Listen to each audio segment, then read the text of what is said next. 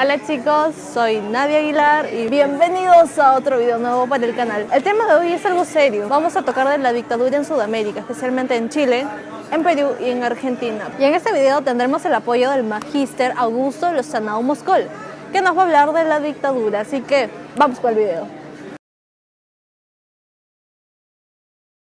Cuando escucho dictadura política, lo primero que pienso no necesariamente es en un militar en el palacio de gobierno, porque también puede ser un civil. Cuando escucho dictadura política, lo primero que pienso es restricción de todos los derechos ciudadanos, que las personas tenemos derechos consagrados por la Constitución y por los derechos humanos a nivel internacional. Que sea un gobierno o un régimen que prohíba y que nos determine que no podemos hacer uso de nuestras libertades, pienso yo en una dictadura política. El petróleo como producto internacional importante tiene un auge terminando los años 50 y empezando la década de 1960. Esto es, terminado la guerra de Corea y empezado lo que vendría a ser luego la guerra de Vietnam. El mundo estaba convulsionado, se estaban dando los procesos de liberación nacional en Asia, en África. En América Latina se daba la revolución cubana, entonces el mundo empezaba a girar hacia un nuevo sistema que era el sistema socialista, que antes solamente tenía como paradigma a la Unión Soviética desde 1917 y a China desde 1949. Entonces van a darse procesos bien interesantes en América Latina. En el caso ecuatoriano, el gobierno de Rodríguez va a ser una suerte de gobierno, vamos a llamarle nacionalista de alguna manera. ¿Por qué? Porque aprovecha los precios en el mercado que adquiere el petróleo, que se convierte en un producto más importante de antes, porque los Estados Unidos necesitaban una gran cantidad de abastecimiento de petróleo y países como Venezuela, Colombia y Ecuador, e incluso Perú, en el norte del Perú, se vuelven el lugar donde ellos empiezan a tomar ese petróleo y a llevarlo directamente a Estados Unidos en corto tiempo, porque la distancia es pequeña, y sin el peligro de estar dando la vuelta al mundo desde los países petroleros del Medio Oriente, ¿no?, hasta los Estados Unidos. Entonces, esto genera que en el caso ecuatoriano ciertas demandas populares empiecen a ser de alguna u otra manera atendidas por este gobierno, a pesar de que es un gobierno de alguna manera nacido de una suerte de golpe de Estado.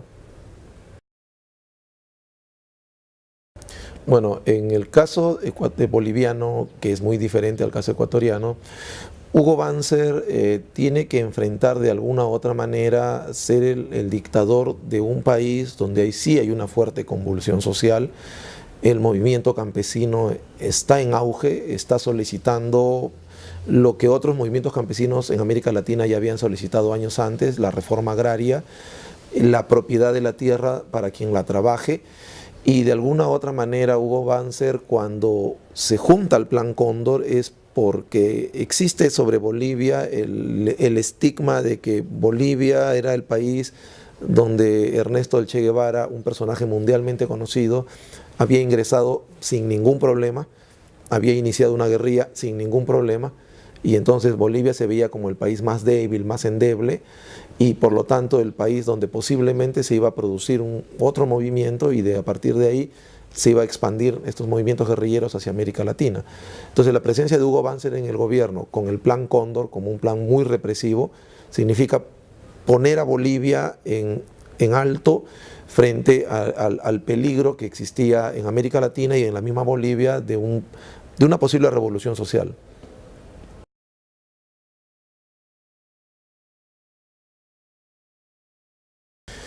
Bueno, en base a esa pregunta podríamos decir entonces que el primer periodo que va del 68 hasta el 75, que es el periodo de Juan Velasco Alvarado, es el que tuvo mayor impacto porque de alguna u otra manera Velasco toma como suyas, hace suyas las demandas de los sectores populares de 20 o 30 años atrás. El Perú era un país bastante convulsionado en la década de 1960, hay tomas de haciendas, los campesinos están protestando pidiendo la reforma agraria. Se tienen que enfrentar tres movimientos guerrilleros: el ELN de Javier Heró, el ELN de Héctor Béjar, el MIR de Luis de la Puente Uceda, y en esta convulsión social, más las denuncias de corrupción que hay en el año 67 y 68, el golpe militar de Velasco empieza a realizar las reformas que se habían solicitado años antes y que eran de alguna manera las banderas de lucha de los sectores de izquierda en el Perú. Dígase reforma agraria, reforma laboral, reforma educativa, industrialización del país, nacionalización del petróleo en el caso de la IPC, de tal manera que cuando nos damos cuenta, Velasco tiene un sector social que lo apoya porque él está realizando reformas. Muy por el contrario, el gobierno de Morales Bermúdez, a partir del año 75, ya entra al mando cuando ya se está dando una crisis internacional. A partir del año 74 ya vivíamos una crisis económica internacional, y a partir del año 75 se dan los reajustes económicos, que en el caso peruano les llamamos paquetazo. Los paquetazos en esa época eran que el gobierno determinaba el alza de los costos de los productos de primera necesidad, y todo esto en función del precio internacional del petróleo. Si a nivel internacional subía el petróleo, por lo tanto todos los productos tenían que subir. Y como en aquella época el gobierno de alguna u otra manera determinaba los precios de los productos, cuando se daba el paquetazo era cuando el ministro de Economía anunciaba que el pan dejaba de costar tanto y a partir de ahora iba a valer más. La leche dejaba de costar tanto y lo mismo. Y entonces el gobierno de Morales Bermúdez se convierte en un gobierno impopular. Es tan impopular que justo, bueno, este año, ¿no? Como hace 40 años, el 19 de julio de 1977, se da el gran paro nacional, que es uno de los paros más importantes que ha existido en este país, que hace que el gobierno anuncie su retiro. Morales Bermúdez dice: nosotros nos vamos a retirar del poder, vamos a llamar una constituyente, vamos a dar una nueva constitución, vamos a llamar elecciones, y para el año 80 vuelve la democracia al Perú. O sea, fue un gobierno que fue bastante combatido por la población. Bueno, sí he vivido tres dictaduras incluso, ¿no? La primera dictadura no recuerdo porque yo era niño, recién nacido, la dictadura de Velasco, pero luego del golpe de Estado del 75 yo ya ingresaba a primaria, y lo que más recuerdo de la dictadura de Morales Bermúdez es lo que hemos conversado hace un momento: los paquetazos, cuando se anunciaba el plan Piazza, que decía que todo iba a subir, o también las huelgas de nuestros maestros del SUTEP. Yo era estudiante de primaria de un colegio nacional, y el año 78 los profesores del SUTEP realizaron 3 meses de huelga, y el año 79 casi 4 meses. Y lo que recuerdo del año 78 es por una anécdota, ¿no? Ese año íbamos al Mundial de Fútbol y los niños y jóvenes de esa época estábamos felices porque sin clases podíamos ver más partidos del Mundial.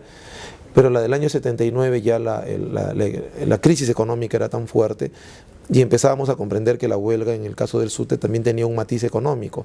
Los profesores estaban solicitando aumento porque los salarios ya no alcanzaban para mantener a la familia.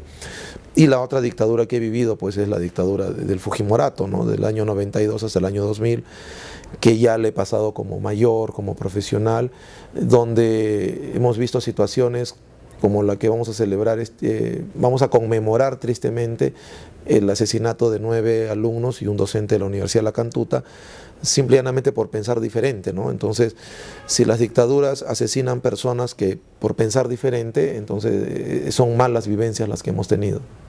Bueno chicos, espero que les haya gustado el video de hoy. El próximo video que voy a subir va a ser de ¡Dímelo! ¡Dímelo! Cine Club, así que no se pierdan. ¡Chao!